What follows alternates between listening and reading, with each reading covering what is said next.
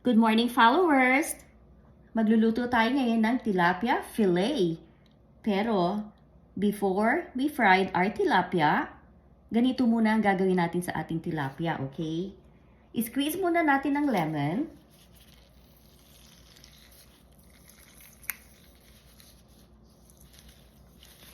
Lagyan natin siya ng lemon. Bakit may lemon? Kasi, masarap syempre yung merong tangy taste, di ho ba? Kami gusto namin parati yung pagka gumagawa ako ng fillet, it's either lemon or lime ang aking ginagamit. So yan, ni-squeeze lang natin yung lemon sa ating tilapia.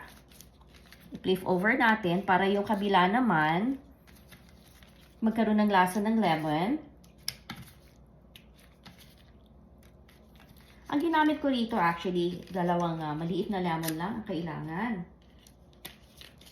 Ayan, squeeze natin sa ating mga fillet na tilapia.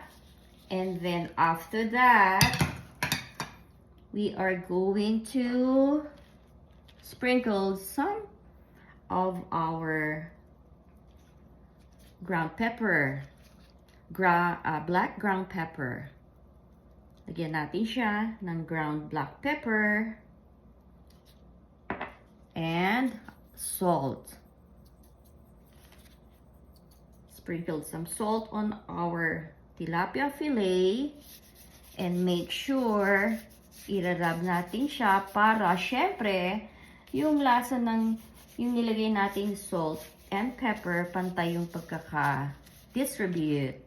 Okay, baliktarin natin isa-isa dahil yung kabila naman ang lalagyan natin ng salt and pepper. Okay, so here's the salt.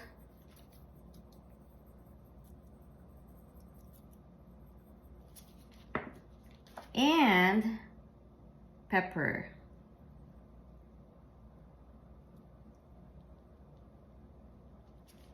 Rub natin siya para pantay pagkaka-distribute ng salt and pepper. And we're gonna put this one in the fridge for a few minutes. Maybe, let's say, half hour. At fry na natin siya afterwards. Okay, so pwede na tayo mag-fry ng ating tilapia fillet, yung ating marinade kanina with lemon, salt, and pepper. At since wala tayong flour. Okay, ready na nating i-fry ang ating tilapia fillet na minarinade natin sa lemon, salt, and pepper. At since wala nga tayong flour, syempre parati tayong merong other alternatives, ano? Ito, sa egg, i-fry natin siya, dinip ko lang siya sa egg para ang kalalabasan niya medyo crispy rin siya. Kasi since crispiness ang ating hinahanap parati sa ating niluluto, sa fish, so, wala tayong flour. Ito, may other alternatives. Egg. Inano ko lang siya sa egg. Dinip ko lang siya ng kaunti sa egg. At ayan, mag-fry na tayo ng ating tilapia. Ito, i-dip ko rin sa egg yung isa. So, lahat ng ating tilapia fillet, i-dip natin siya sa egg bago natin ilagay sa ating pan. Okay? So, ayan, ganyan lang siya. Dip sa egg, syempre minsan parati tayong mag-iisip ng other alternatives, di ba? Kung wala tayong flour, isip tayo ng ibang paraan. Ganun lang yung kadali eh. So, ayan.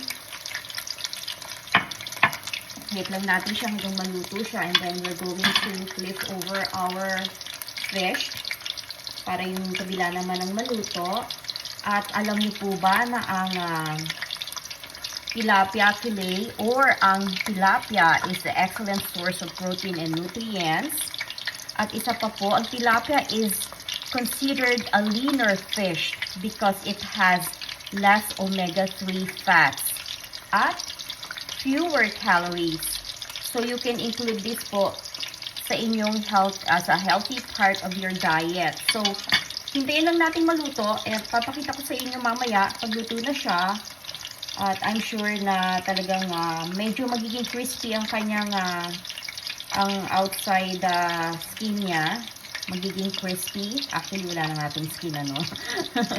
Pero, since, yun nga, naghahanap tayo ng medyo crispy at wala naman tayong flour, so, ang pinalit natin is egg. Ito na ang ating fried fish fillet with lemon, salt, and ground pepper. And I also dip this one in egg before I fried it since wala naman tayong flour. So, egg ang ginamit natin. So, medyo naging crispy na rin siya.